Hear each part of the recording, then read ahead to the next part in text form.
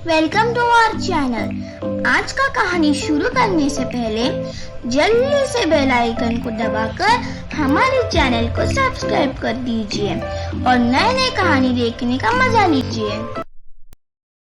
Police अमर को छोड़ देता है। आई एम सॉरी अमर, हमारी वजह से तुम्हें पुलिस स्टेशन आना पड़ा। कोई बात नहीं सीमा, तुम इस सब के बारे में सोचकर परेशान मत हो। अब तुम दोनों जाओ और अपने नए जिंदगी की शुरुआत अच्छी तरह से करो। सच में अमर, तुम बहुत अच्छे हो, हमेशा प्यार करने वालों को मिलाते हो। भगवान तुम्हें हमेशा खुश रखे और तुम्हें भी बहुत जल्दी एक अच्छी सी लड़की मिल जाए। ये बात सुनकर अमर मुस्कुरा देता है। उसके बाद संजय और सीमा वहाँ से चले जाते हैं। मैं अब घर कैसे जाऊं? अगर दीदी को इस बारे में पता चली तो वो बहुत गुस्सा करेगी। क्या करूं? चाहे जो भी हो, घर तो जाना ही पड़ेगा। उसके बाद अमर घर जाता है। उसको देखकर साधना गुस्से में आकर अमर को एक चांटा मारती है। तुम कॉलेज पढ़ने जाते हो या लड़की भगाकर उसकी शादी कराने जाते हो? ये तुमने 5-6 बार कर चुके हो। सबकी भला करने की ठेका तुमने सिर्फ ले रखा है क्या? आज तो हद हो गई, तुम्हें पुलिस पकड़ के स्टेशन ले गई। दीदी, मैं जानता हूँ आप मुझसे नाराज हो, मुझे माफ कर दीजिए।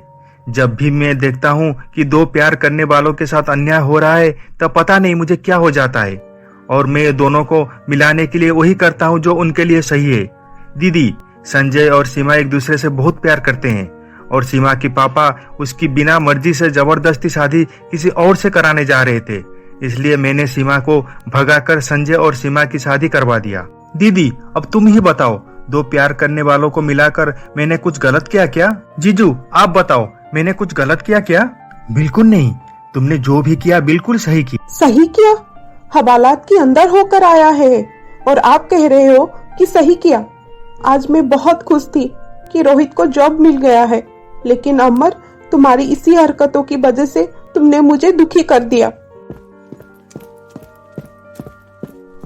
अमर, तुम्हारी दीदी बहुत गुस्से में है। दीदी गुस्से में है तो आज खाने को नहीं मिलेगा अमर। जीजा जी क्या करे? जाओ, तुम्हारे दीदी को जैसे भी हो मनाओ। हाँ जीजू, आप सही बोल रहे हो, लेकिन जीजू आप भी एक बात सुनकर नाराज हो जाओगे। कौन सी बात? आपने आज सुबह जो पैसे दिए थे कॉलेज फीस जमा करने के लिए, वो पैसे मैंने संजय को दे दिए। उसकी नई नई शादी हुई थी ना, और उसके पास पैसे नहीं थे, इसलिए मैंने उसे वो पैसे दे दिए।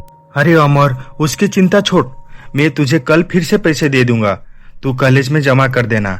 लेकिन अब तेरे दीदी को कैसे मनाओगे, उसके गुस्सा कैसे शांत करोगे, उस बारे में सोचो। हाँ जीजू, आप सही बोल रहे हैं, किसी भी तरह दीदी को मनाना पड़ेगा, उनका गुस्सा शांत कराना पड़ेगा। जीजू, रोहित भैया, आप दोनों भी मेरे साथ चलिए। दीदी, मुझे इस बार माफ कर दो, मैं आइंदा ऐसा भूल कभी नहीं करूंगा।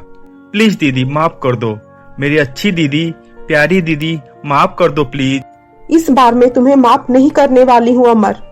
जब भी मैं तुम्हारी गलतियों को नजरअंदाज करके तुम्हें माफ करती हूँ, तब तुम वही गलती फिर से दोहराते हो। मैं इस बार तुम्हें कोई भी बात सुनने वाली नहीं हूँ। तुम जाओ यहाँ से, मुझे तुमसे कोई बात नहीं करनी।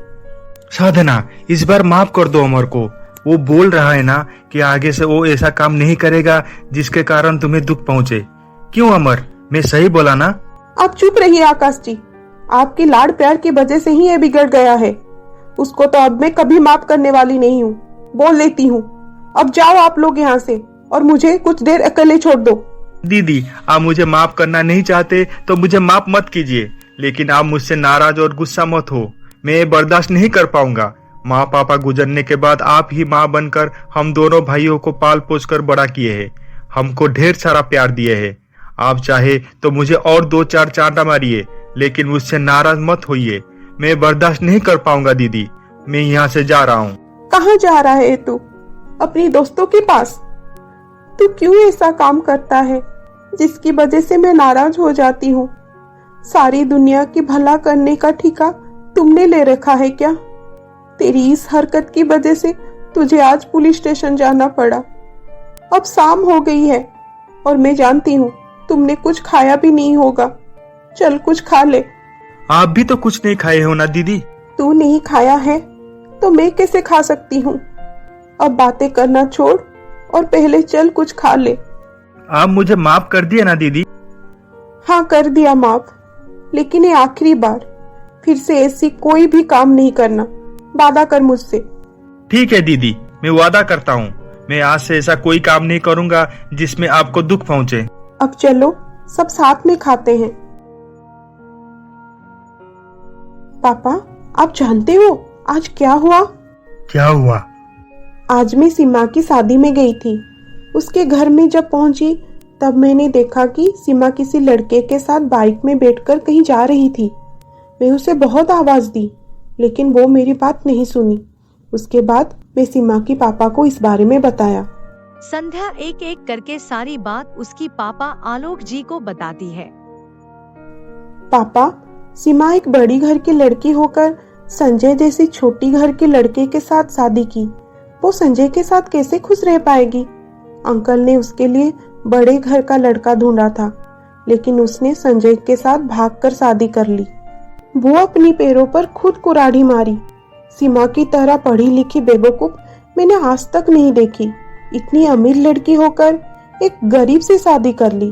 और उसका वो दोस्त, क्या नाम था उसका, अमर, वो तो सीमा से ज्यादा बेवकूफ है।